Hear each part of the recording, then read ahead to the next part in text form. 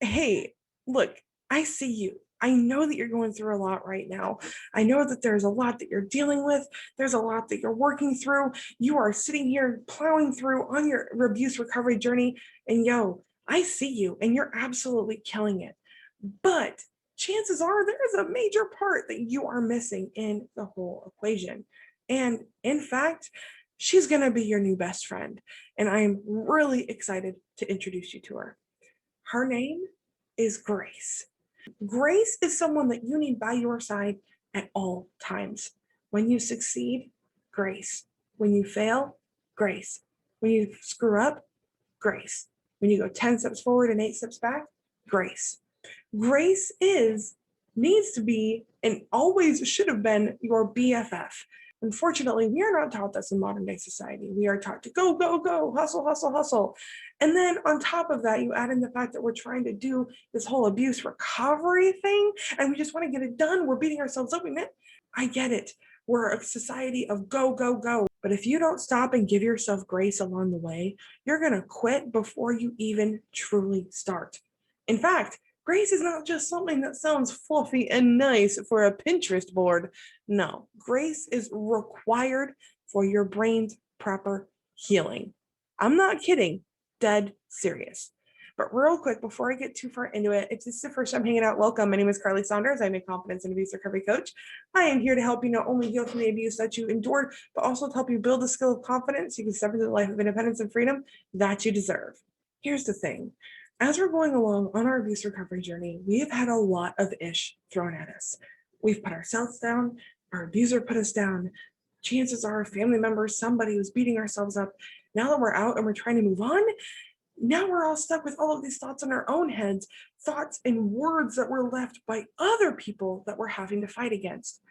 This can become actually dangerous, and I don't mean that just to be dramatic. The more we beat up on ourselves, the more the neural pathways in our brain actually solidify. So the more you tell yourself you're stupid, you're a failure, you're dumb, you're a waste of space, all of these things, the more you tell that, the more that message solidifies in your brain. The stronger that message becomes, the less you desire to grow, the less you desire to heal, the less you desire to exist. And as someone who has been all the way on the other end of the spectrum, who didn't want to exist, who tried to not exist, I don't want that for you. That's not a place anybody should be, and I would not wish that on my worst enemy. This is why grace is so important. The reason that grace matters is because as you're going through, as you mess up, because spoiler alert, you're going to mess up. You're human. You're not a robot. You're going to unblock a phone number. You're going to trip and fall on your face. You're going to go backwards. You're going to have unhealthy coping skills. You're going to do these things. You're going to say you're done doing something and you're still going to do it. You are human. That's fact. That's part of the human experience. And that's okay. This is not a free pass and an excuse to mess up, but this is the human pass. The pass that says, hey, yo, you're human. Give yourself some grace. You are not a robot, so stop trying to be. As you're going along on your journey, when those negative things come up, it's okay to think them. I'm not telling you to beat yourself up for all of the times you tell yourself that you're dumb, stupid, or whatever. But what I am saying is that when those words come up, hear them, say, wow, whew, really laying on the stupid right now. I really feel like an idiot. That sucks. All right. But that's okay. It's okay that I feel that way because I'm working through it and I'm healing. Something as simple as that mindset shift instead of, oh, I shouldn't be calling myself stupid when you end up beating yourself up for beating yourself up. Yeah, just a simple mindset shift tells your brain that one, it's okay to feel how you feel, which 100%, there are no good or bad feelings or no good or bad thoughts, and you don't have to act on thoughts that you have. So just because you think something doesn't mean you're going to do it. And just because you think something doesn't mean you're a horrible human.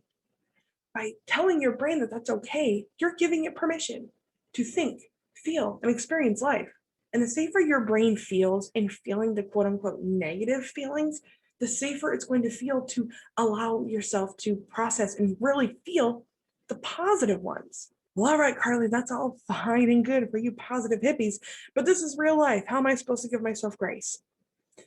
There are lots of different ways to work grace into your life, but something that I have personally done that's really helped me is find 5 things that I'm grateful for in myself. I'm not talking a roof over my head or water to drink, which, by the way, get hydrated. But I'm talking about being grateful for something in me. For example, I'm grateful for my resilience.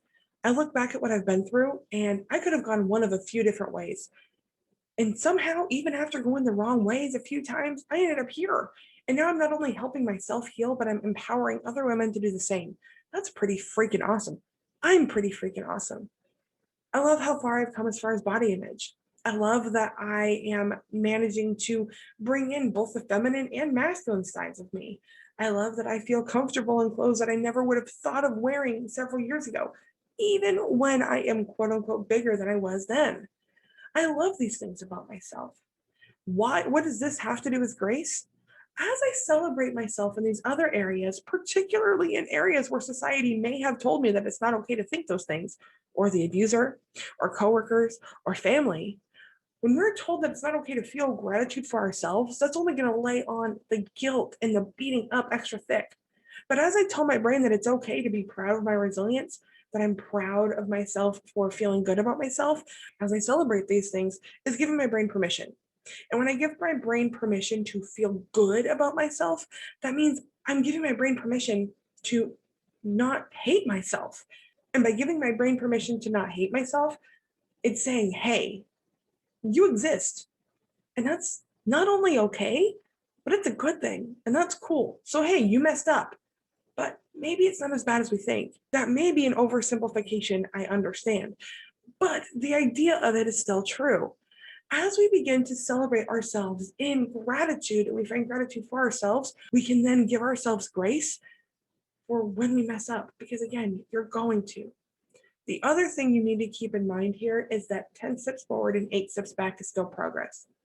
It's not as much progress as you like, and I understand it's extremely frustrating to go backwards, regardless of whatever you're working on. It sucks to fall backwards. But one, you're not going completely back to the beginning. You get to take all of that experience with you.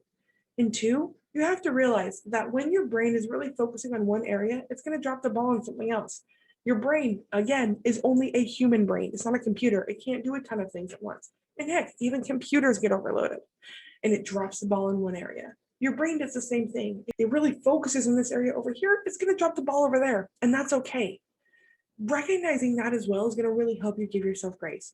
So when you slip, trip, fall back, whatever happens, remember these two things. That one, regression is normal. It's a sign of progress. And two, celebrate yourself. And one of the best ways to do this is to pull out a journal and have a daily gratitude practice. Again, not just with the world around you, that would be great too, but gratitude for yourself. In fact, here's your assignment.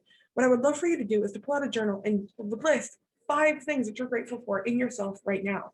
If it's physical, if you like your eyes, write that. If you like your personality, write that too. If you like your resilience, there you go. I've already given you 3 things. You only have to come up with 2 more. Whatever they are, write them down. And if you want bonus points, write 5 more pieces of gratitude for the world around you. That's going to really lay on the gratitude stick. And again, it's going to up that sense of self-worth, up that sense of belonging, and by default, up the sense of grace. I truly hope that this benefited you today, and I truly hope you remember to give yourself grace. If you have any questions, please feel free to comment below or send me a DM over on Instagram at karleigh.lynn. I will make sure that that link as well as other resources are in the show description, so please make sure you check that out. Thank you so much for hanging out with me, and never forget that you are strong, you are capable, you are intelligent, and boo, you are so freaking worthy.